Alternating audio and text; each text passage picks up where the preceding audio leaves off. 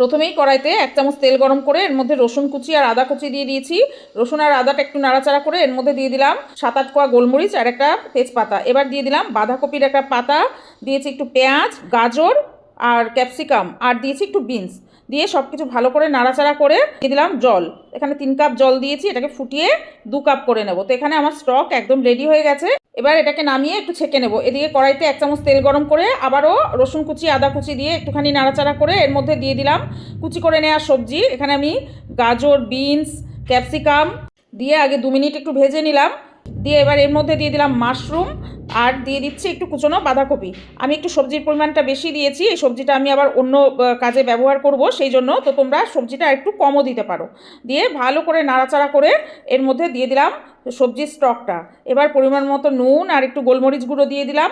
এটাকে ভালো করে ফুটিয়ে নিতে হবে যতক্ষণ না সবজিগুলো ভালোভাবে সিদ্ধ হচ্ছে। তো এবার সিদ্ধ হয়ে গেলে এর মধ্যে দিয়ে দিলাম 1 চামচ ভিনিগার আর একটু 1 চামচ দিয়েছি কর্নফ্লাওয়ার একটুখানি জলের মধ্যে গুলে। তো এবার সব কিছু ভালো করে আবারও 5 মিনিট ফুটিয়ে নিলে উপর থেকে একটু ধনেপাতা কুচি ছড়িয়ে দিলাম। তো রেস্টুরেন্ট স্টাইল ভেজিটেবল স্যুপ একদম রেডি। ঠান্ডার মধ্যে এরকম গরম গরম স্যুপ খেতে দারুণ লাগে, আর এটা আমার ওয়েট লসের জন্যও কিন্তু বেশ ভালো।